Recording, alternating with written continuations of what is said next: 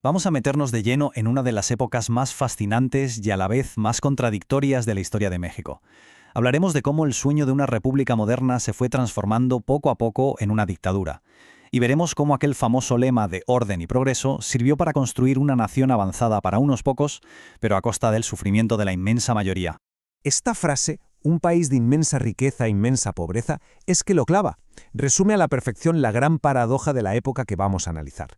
Por un lado, un país que se modernizaba a un ritmo vertiginoso, que atraía capitales, que construía, pero por otro, toda esa riqueza se quedaba en poquísimas manos, mientras la mayoría de la gente vivía en condiciones, de auténtica miseria.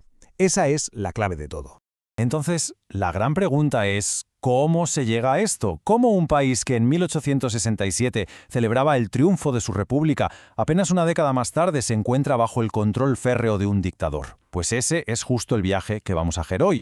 Bien, para entender cómo se llegó a la dictadura, primero tenemos que mirar qué había justo antes, y eso era la República restaurada, una etapa llena de buenas intenciones, de ideales altísimos, pero también de problemas enormes que, sin que nadie lo viera venir, estaban creando el caldo de cultivo perfecto para un cambio radical. Después de derrotar al imperio de Maximiliano, figuras de la talla de Benito Juárez se pusieron manos a la obra para intentar construir, por fin, una nación moderna. Los objetivos eran muy ambiciosos, Querían fortalecer la democracia, impulsar una educación laica para todo el mundo, unificar un país que estaba hecho pedazos. La verdad es que el nivel de esperanza era altísimo. Pero claro, del dicho al hecho hay un trecho, y la realidad se impuso. La república era muy, muy frágil. Había unas divisiones políticas tremendas, incluso entre los que se suponía que estaban en el mismo bando.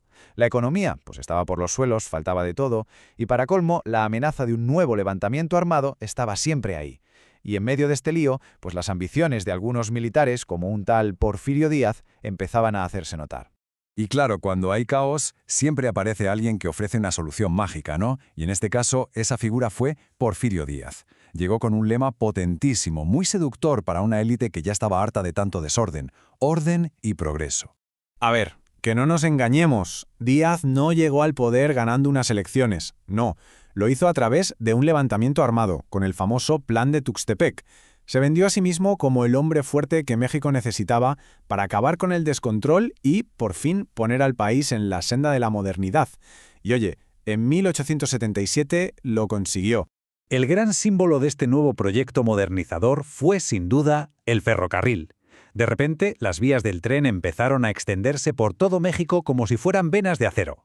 Conectaron zonas que hasta entonces estaban aisladas, hicieron mucho más fácil el comercio y, sobre todo, abrieron las puertas de par en par a la inversión extranjera. El progreso, o al menos eso parecía, ya era imparable. El plan de Díaz se apoyaba en varios pilares clave: inversión a lo bestia en infraestructuras como trenes y puertos, alfombra roja para el capital extranjero y un impulso tremendo a la minería y a la industria. Y todo esto, por supuesto, sostenido por un gobierno central muy fuerte que pacificó el país, a menudo por la fuerza, claro. La economía sin duda crecía. La pregunta era, ¿a qué precio? Y es justo aquí donde la historia da un giro bastante oscuro. Porque detrás de esas cifras macroeconómicas que quedaban tan bien, de esos miles de kilómetros de vías, se escondía un coste social brutal. El progreso tenía una cara B que no salía en los informes oficiales. Es que estas dos imágenes lo resumen todo. Por un lado, una élite minúscula viviendo con unos lujos espectaculares, casi como si estuvieran en París o en Londres. Y por el otro, la cruda realidad de la mayoría, campesinos y obreros hundidos en la pobreza. Eran literalmente dos Méxicos distintos que compartían el mismo país, pero cuyas vidas no se tocaban jamás. Uno de los sistemas de explotación más ingeniosos y crueles eran las tiendas de raya. Fijaos en el mecanismo. En las grandes haciendas, a los trabajadores no les pagaban con dinero de verdad, sino con vales. Vales que solo podían usar en la tienda del propio patrón, donde, curiosamente, todo era carísimo. Esto creaba deudas que eran imposibles de pagar, deudas que además pasaban de padres a hijos. Era, en la práctica, una nueva forma de servidumbre. Y si en el campo la cosa estaba mal, en las nuevas y flamantes fábricas, el orgullo del régimen, el panorama no era mucho mejor. Hombres, mujeres y hasta niños se dejaban la vida en jornadas agotadoras por sueldos de risa. No había derechos laborales ni seguridad de ningún tipo y, por supuesto, ni se les pasaba por la cabeza eso de formar un sindicato o declararse en huelga. Entonces, la clave para entenderlo todo es desmontar el lema. Orden, en la práctica, significaba represión. mano dura con cualquiera que levantara la voz. Y Progreso, pues bueno, el Progreso era un club muy exclusivo para unos pocos empresarios y terratenientes, tanto mexicanos como extranjeros. Para el resto, no había progreso. Como podemos imaginar, esta situación de injusticia tan bestia no podía durar eternamente. Era una olla a presión. Y poco a poco, bajo esa supuesta paz porfiriana, empezaron a moverse cosas, a germinar las semillas de lo que vendría después. La resistencia fue creciendo. Al principio eran periódicos satíricos que se reían del régimen. Luego, la creación de partidos políticos que pedían reformas. Pero la respuesta del gobierno fue siempre la misma: la violencia.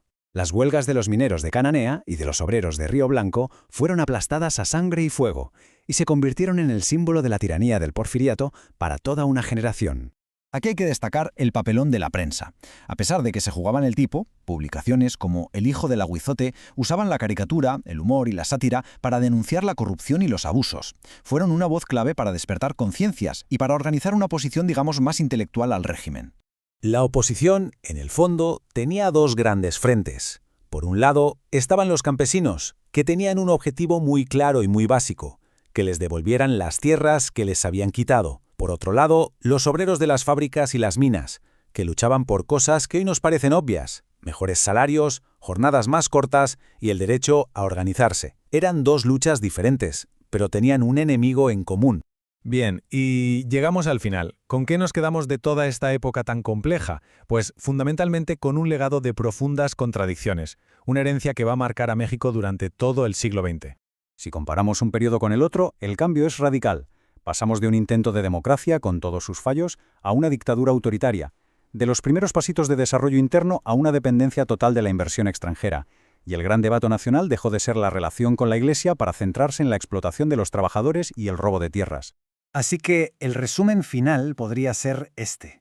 Porfirio Díaz, y esto es innegable, sentó las bases de un México moderno en cuanto a economía e infraestructuras.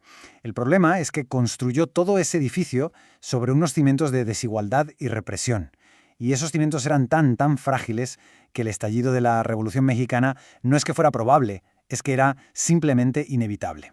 Al final, todo esto nos deja con una pregunta flotando en el aire. Una pregunta que, por cierto, sigue muy vigente hoy en día. ¿Puede el progreso justificar la represión?